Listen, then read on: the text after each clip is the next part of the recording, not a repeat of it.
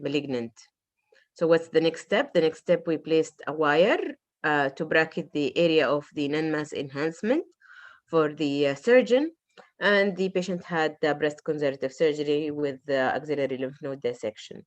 So the learning points is discordant radiology and pathology results need further assessment.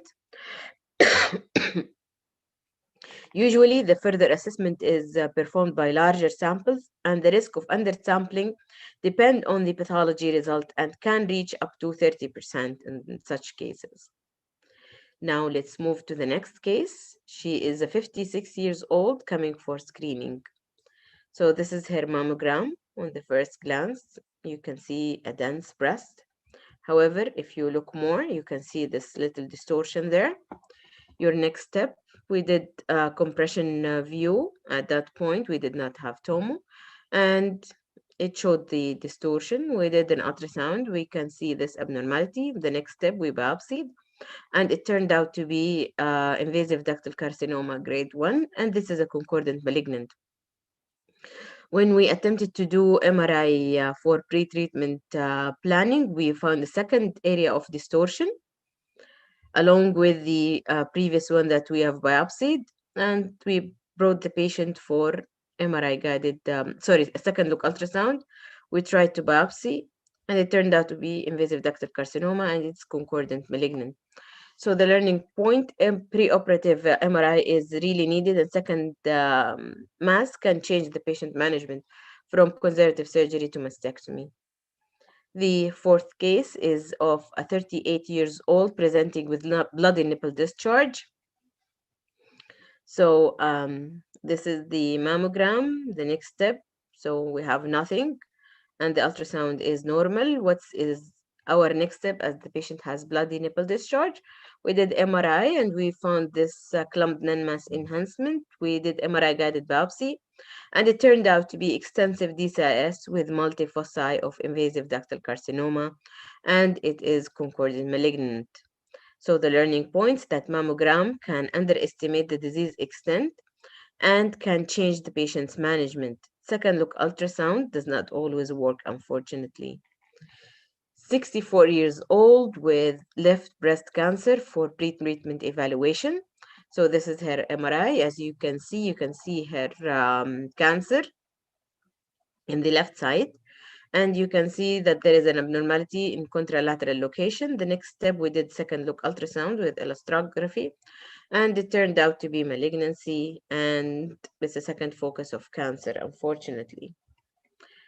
So the next case is of a 45 years old with breast lump for 1 month duration, and this is the palpable abnormality. As you can see, we can see a large mass in the right breast. This the patient had a biopsy, and after that she had an MRI, which detected another mass for which she had MRI guided biopsy showing invasive ductal carcinoma grade 1, and that was concordant malignant. The seventh case is of a 33 years old who is presenting with nipple discharge and discomfort.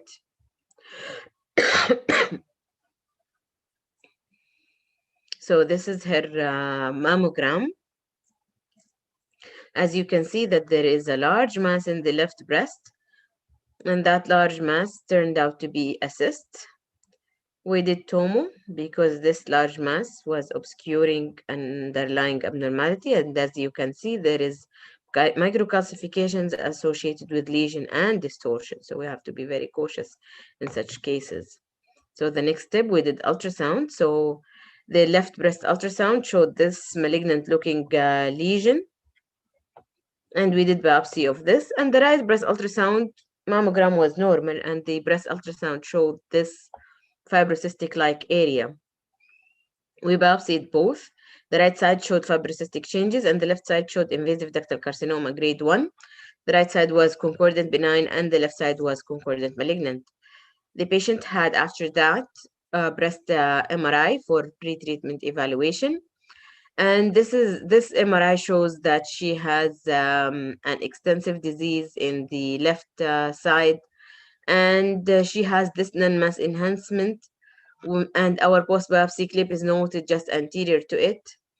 So in this case, we did a second look ultrasound, and we were able to localize our clip, and we biopsied the area behind it, and it turned out to be malignancy in the form of DCIS. So the next step, we localized the one in the right side by wire, and the patient had the concordant malignant result at that point. So the learning points in this case is don't forget the contralateral breast, and pre-treatment MRI is a must in young patients with dense breasts.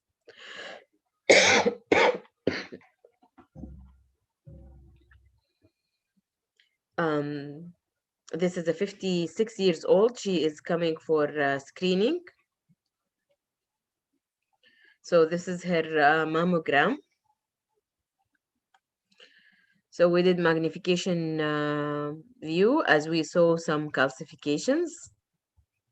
We biopsied the calcifications from the left side, and we biopsied another area in the breast in the right side by MRI guidance. So the pathology was papillomatosis and periductal chronic inflammation, and it was discordant benign. So the point of this case is you have to use the MRI wisely to avoid unnecessary procedures. So she had calcifications, and she had a biopsy from the breast that showed benign findings. So maybe at that point we should have stopped instead of bringing the patient for more imaging and more unnecessary biopsies. The next case is for 47 years old who is coming for high risk screening. This is her mammogram, and as you can see that there is an enlarged lymph node in the left side.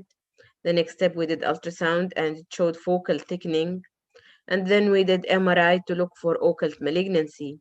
Once we localized it, we did second look breast ultrasound, and we found the lesion. It turned out to be invasive ductal carcinoma, and it was concordant malignant.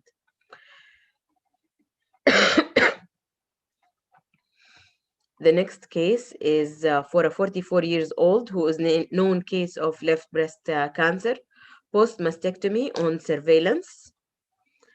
So this is her mammogram. As you can see, there is a distortion in the breast. The next step is to do tomo. So we did, sorry.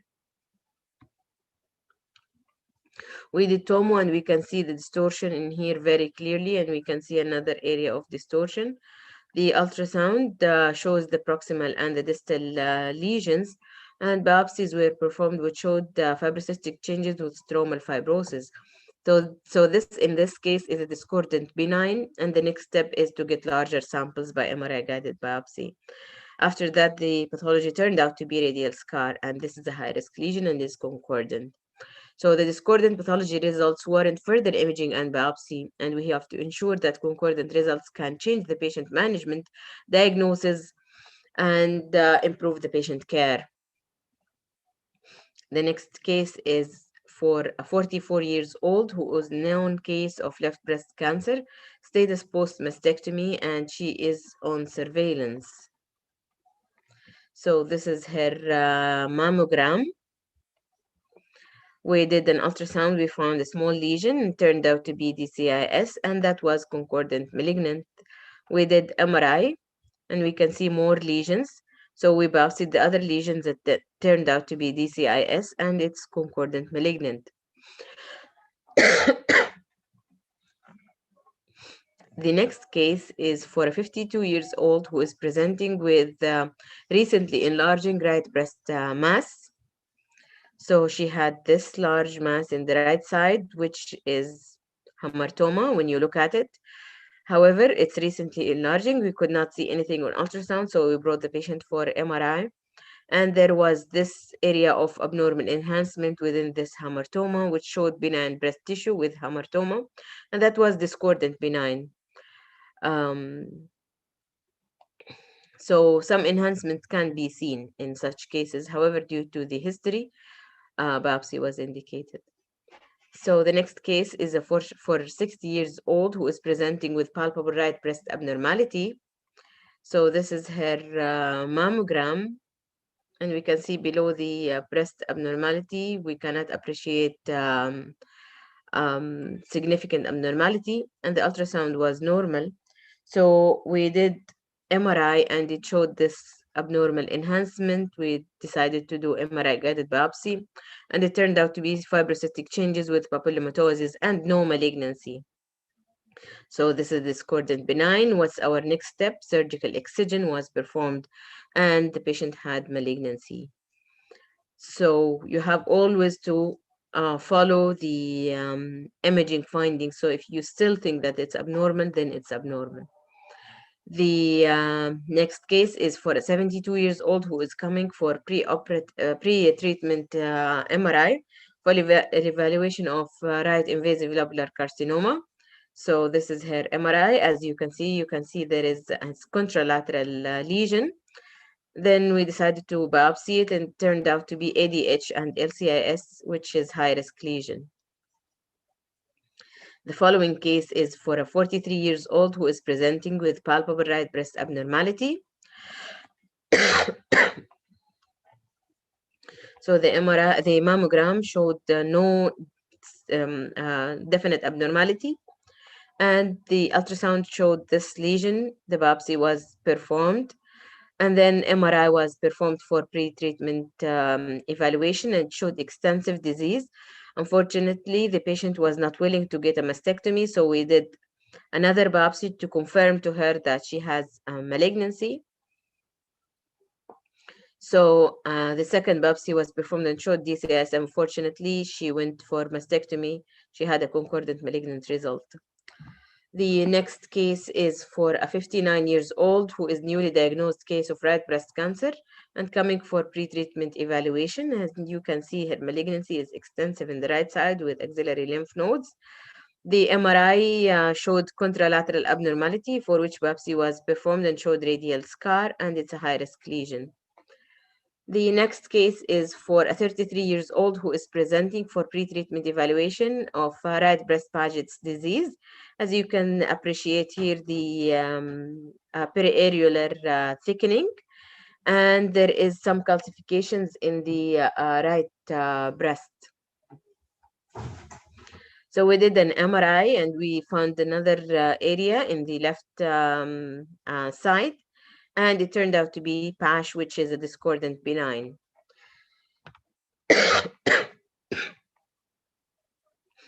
Our last case is for a 33 years old who is presenting with a confirmed axillary lymph node metastasis and normal mammogram and ultrasound. So our next step was MRI and showed the abnormality. We did the MRI guided biopsy and showed poorly differentiated cancer, and it was concordant malignant. So by this we conclude our lecture. And for those who are fasting, لا تنسونا من دعاكم. I hope you really enjoyed the lecture, and thank you very much for this opportunity. شكرا جزيلا دكتورة.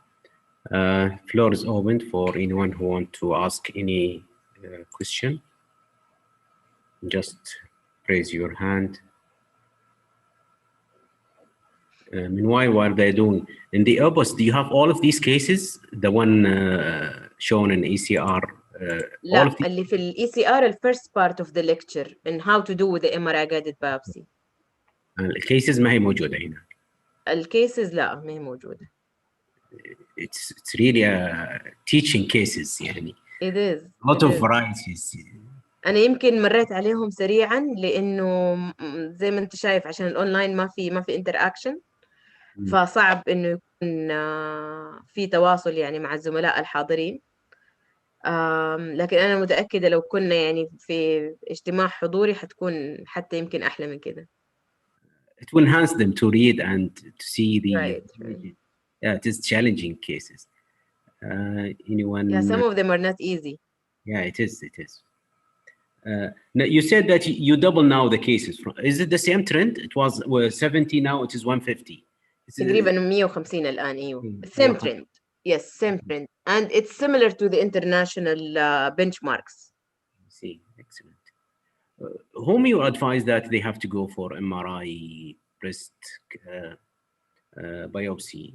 Any centers, or they have to really to have a full setup. well دحين ما شاء الله تبارك الله في السعودية صار في good number of centers بتسوي MRI guided biopsy في أكثر من منطقة في السعودية. زي ما بقول لك 2014 إحنا كنا المركز الوحيد في السعودية. الآن يعني ما أعرف العدد مظبوط، بس يمكن إحنا يمكن الآن 5 أو 6 سنترز موجودين في السعودية بيسووا البروسيجر هذا. أخت أزراء just unmute her.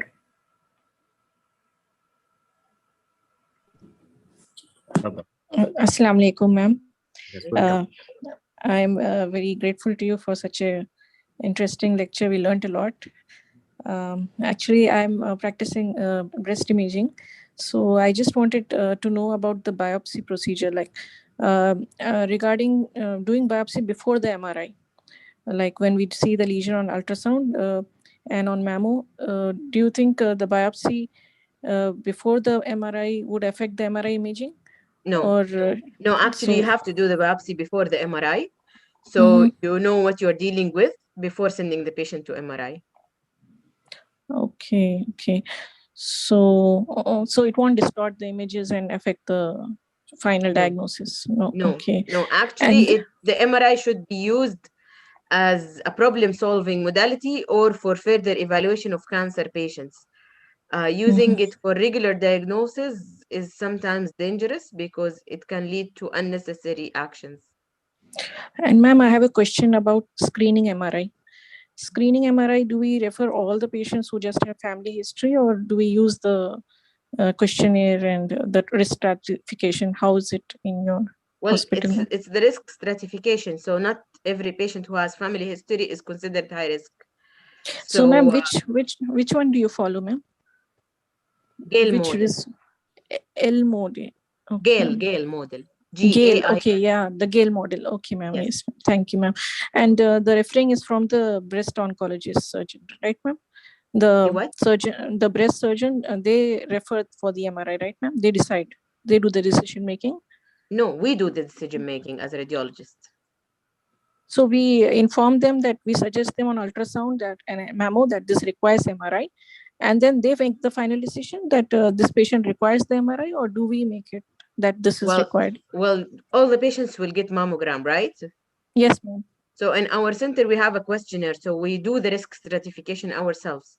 So once we think that the patient is high risk, we mention this in the report that this patient is high risk and breast MRI can be offered for this patient. Okay, ma'am. So if the patient is coming from the breast oncologist, we stage it and we say that this patient requires and this patient does not require. We can right. Okay, ma'am, because we have time slots and we cannot do it for every patient who I just know comes. it's always the situation everywhere. Yeah. Yes, ma'am. And ma'am, one last question, ma'am, on diffusion MRI, ma'am. How much importance are you giving to diffusion findings, the ADC values, in deciding your imaging finding MRI BIRADS? Well, to be honest, not much. Not much. The most important is the morphological features of the lesion itself. So not even the curve and nothing. Even if the curve, the type 1, the time enhancement curve. No, it's important. It's part of the imaging characteristics. Yes, it's important. Because sometimes the lesion looks like a typical fibroadenoma, but then the curve is like 2 or 3. Then what do we do? Which BIRADS?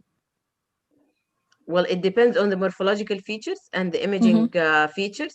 So if you have a lesion and it's single, then maybe you should biopsy it. Yes, ma'am. Sometimes it comes with a combination of lesions which are looking like BIRADS 4. And this lesion is like a typical fibroadenoma, but the curve is 2 or 3. So we will include it as a 4. If you don't think it's malignant, then you can follow it by ultrasound thereafter. Okay, ma'am. Yes, ma'am. Thank you very much, ma'am. Thank you so much. You're welcome. Thank you, Azra. Any question so far? So it's not a self-referral for the MRI if you need MRI, because they are thinking if you request the MRI, it is a self-referral, or you suggested then the physicians will order.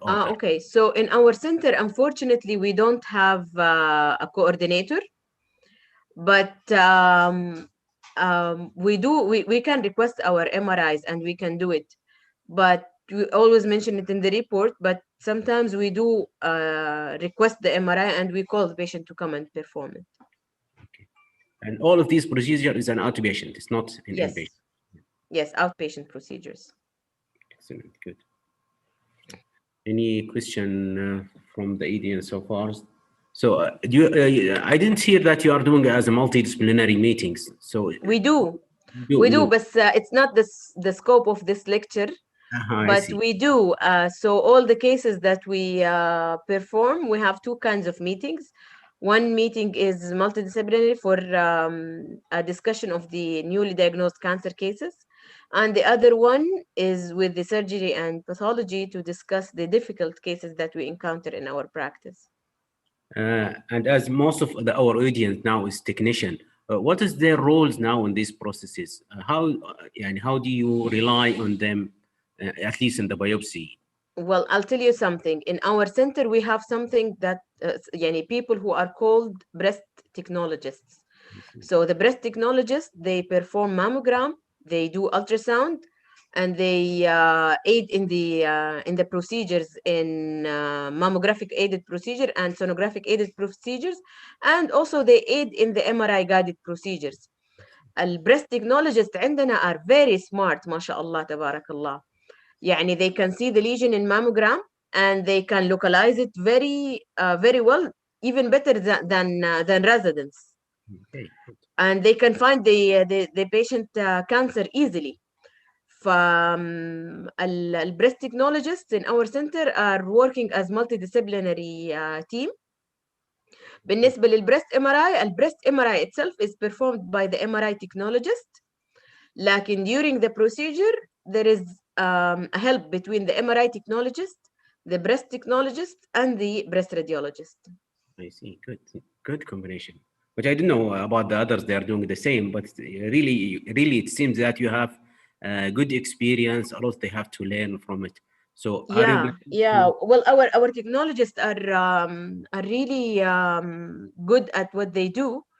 And if you wish, they can present your technologist next time. Yeah, this is a good idea. We could arrange it in the future, so there can have interaction between others. This will improve their workflow and the accuracy. Right. One question from 1 to 8. It's good that if you put a name, but anyway, can you unmute 12842? He's raising his hand.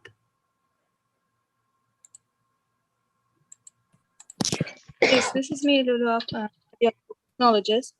I want to ask about the wiring you are placing in MRI. Is it a compatible wire? And even for, you mentioned the biopsy before, you are putting a clip. So is it a compatible for MRI or? Well, all our clips are MRI compatible. The wires that I showed you is placed under ultrasound guidance, most of them. Some of them are performed under stereotactic guidance. We don't perform wire localization under MRI because the lesions that we see in MRI, we tend to biopsy it. So whenever we biopsy, we place a clip, so we can just go back to that clip that we biopsied. Most of the time, we can find our clips under ultrasound guidance. نعم. Yeah, I'm following you. Sorry. So most of the time, we can find our clips under ultrasound guidance. And if we could not find it, then we do stereotactic. We localize it under stereotactic guidance. Good, thank you. Okay, thank you. We are approaching our end, so if any questions to Dr. in the future, you can send us to our MOHRAD email. But probably my last question, which is related to technical, is there any variation upon the companies who was providing the MR biopsy coils? There's any the thing that the presentation that I gave you today, it will allow you to perform the biopsy in any vendor. Because I relied on manual calculation, and as you notice, I did not rely on any softwares or something like that. What I gave you is manual where you can apply it to any system. Excellent. With that, thank you, Doctor, and hope good health for you, and see you in the future. Any question, you can send it please to us at MOHRAD. We'll try to communicate with the Doctor. Hopefully we'll see you in another lectures, and we'll arrange with your technician to make another lecture dedicated for the technologies. Thank بإذن you. الله. يعطيكم العافية. شكرا. Bye. مع السلامة.